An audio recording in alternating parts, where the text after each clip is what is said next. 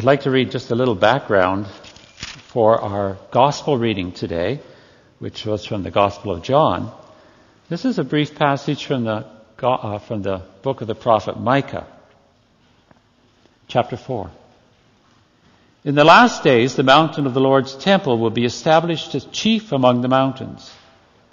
It will be raised above the hills, and peoples will stream to it.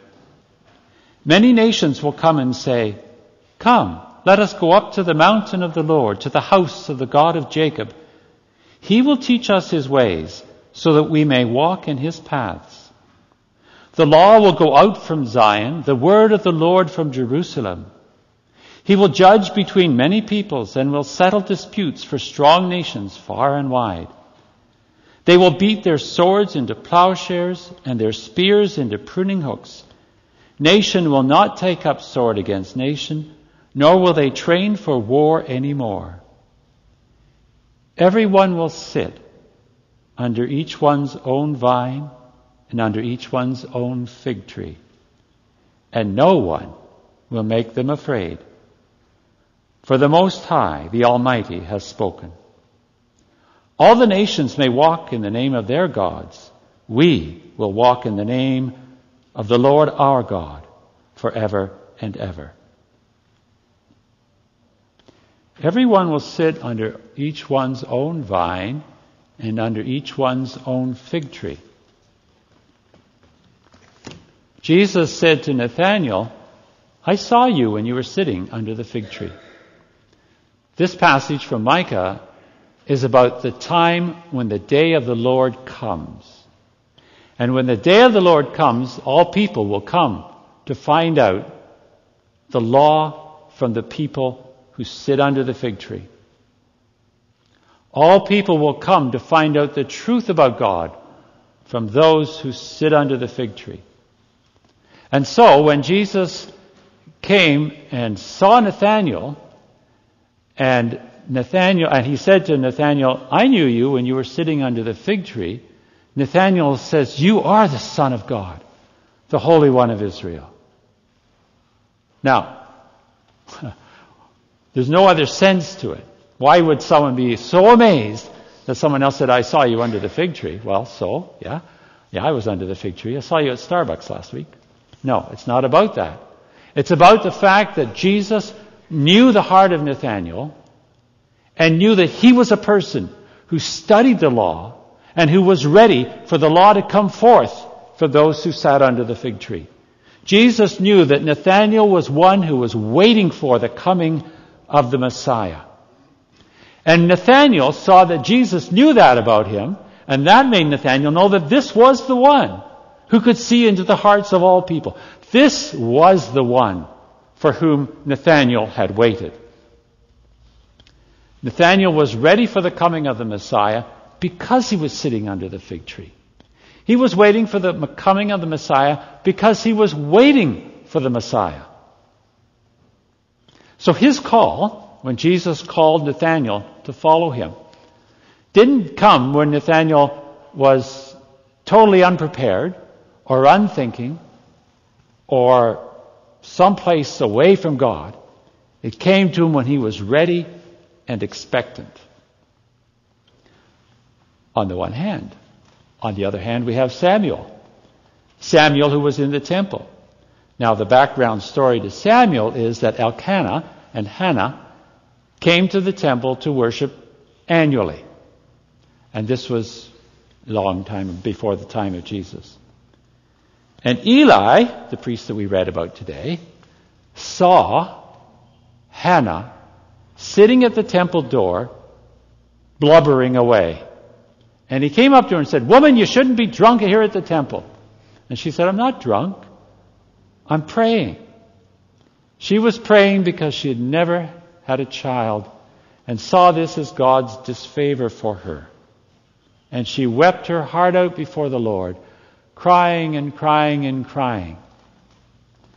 And Eli then said to her, "Next year you will have a baby. When you come back next year, you will have a child." And Hannah made a vow that if she had a child, she would offer that child to the Lord. And by the time next year came around, Samuel was born. She waited till Samuel was weaned, which in those days, in that part of the world, would be about 3 or 4 years of age. And she brought him to the temple. And that's how we get to our story today with the boy Samuel in the temple, serving, looking after the candles, and whatever else Eli wanted him to do. And as Eli got older and older and older and could see less and less and less, he needed Samuel to help him. But, we read, Samuel had not yet heard the voice of the Lord. And so, there was the voice of the Lord coming to Samuel 4 times, 3 times when he figured it was Eli calling, and the 4th time, Samuel then said, "Speak, Lord, your servant is listening." Now Samuel may not have heard the voice of the Lord if Samuel had been out playing games with the other kids on the streets. Samuel might not have heard the voice of the Lord if he was nowhere near the temple. But because he was in the temple, and because it was quiet there, candlelight, the presence of the Lord in the Ark of the Covenant, nothing but Samuel and an old priest and God, day by day, reading the Scriptures, praying, going through the rites and rituals of the temple, he heard the voice of God. And as we heard earlier in our service today, he grew to be a great prophet. None of his words fell to the ground. I love that passage. None of his words fell to the ground. There was Samuel, because he listened. So I think it's good for us each to look back on our own moment when we first heard the call of God. When were you first aware that God had called you? First thing I remember, I was sitting about halfway down on that side in the church that I was in at that point. It was the Salvation Army Citadel. And I was, 4 or 5 years of old, maybe about the age of Samuel.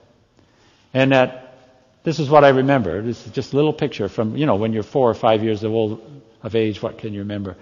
There was a screen at the front with the words of the hymn on it.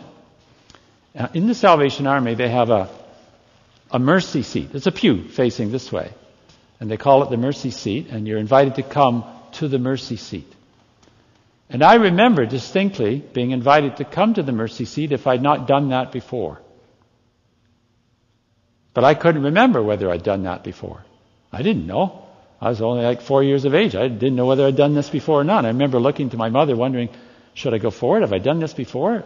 Because I wanted to do it if I hadn't done it before. And to this day, I don't know whether I'd ever done it before or whether I even did it that day. What I remember was the moment of questioning in my heart and the desire to do that. And that was my earliest memory of God's call to me to offer myself to God. By the time I got to grade 10, when I would have been about 15, I guess, I knew that God wanted me to be ordained as a priest in the Anglican Church. I knew that at that age. There wasn't a moment when I remembered, not a moment that I remember that all of a sudden I realized, yes, this is what I should do. But I know I know that specifically because in guidance class we had to fill out a form of what we wanted to do when we grew up, and I wanted to be an Anglican priest. I wrote that down, so I don't remember when it happened. All those years from the time that I knew that I wanted to serve God in that way, until I was ordained some 9 years later, I didn't see myself as waiting to the time when I'd be ordained before I could serve the Lord. It was very much a part of my life, as it was with all of the other people in our church. During Lent, Wednesday mornings, we always had an early service, followed by breakfast, and then we'd go to school. There was enough time to get to school on time, but we were never on time. We were always 5 minutes late, so that we could come in and say, we've been to church, so that everybody would know that this group of people went to church. It was part of our way of trying to get people to be aware of the church, to know that there are people of faith amongst this school. There were lots of things we did as teenagers and young adults where we were always trying to proclaim our faith. And that was a feature of my baptism, not of my future ordination. And my call was to be a Christian first. And I believe that came in part because I was, as Samuel was, in a place where I heard the Scriptures. When I was a child, we said grace at every meal. Our parents said prayers with us at night before we went to bed and read the Scriptures. And I can remember each of us taking turns reading the Scriptures as we grew at our bedtime. We went to church every Sunday. It was never a question of should we go this week or not. We went every Sunday. And many of you come out of that background. And that background was the foundation for my Christian life. Also a foundation for my life as a priest, but principally for my Christian life. And I think sometimes that Christians who are not ordained think that the ordained people amongst us are the only ones who can professionally do the Christian thing. And in fact, it's easier for those who are not ordained, I think, to be the witness in the world than it is for those who are ordained. I remember Desmond Hunt at a synod in Peterborough 30 years ago probably, talking to us about the role of the clergy and the role of the people. And he talked about the role of the clergy like a football coach who stands on the sidelines and from time to time gives encouragement and direction. But the work is done by those on the field. If I talk to someone I meet when I'm wearing my collar about Christ, they expect me to say that. What else would I say? I'm a priest. I'm a professional Christian. But when I talk to somebody who doesn't know my background, doesn't know who I am about my faith, they listen more attentively. They want to know what I have to say, and they want to know why I believe what I believe. Then when I get around to telling them I'm a priest, it kind of takes the shine off it a bit because, oh, well, of course, you're a priest. What else would you say? I think it's important for each of us to understand two things about our faith. One is, our call comes because we're waiting and expecting. Now, you take a look at the Apostle Paul, whose date of conversion is coming up January the 25th. It's not far from now. The Apostle Paul was converted on the road to Damascus because he was fighting and kicking and screaming against who Jesus was. But he was a man who studied the Scriptures devoutly and prayed daily. So that proclamation of Christ to him didn't come into an emptiness. It came into someone who was seeking. So in our own lives, we need to, for ourselves, make preparations so that God may speak, that God may lead, that God may show us what to do. And for those around us, we need to be the ones that are able to demonstrate the love of Christ and to proclaim the love of Christ in what we say and in what we do. We look to Samuel, whose whole life was dedicated to God. And we look to Nathanael and the other disciples whose whole lives became dedicated to God in following Jesus.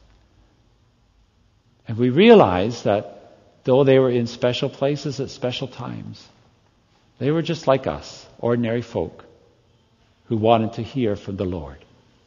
And each of us wants to hear from the Lord.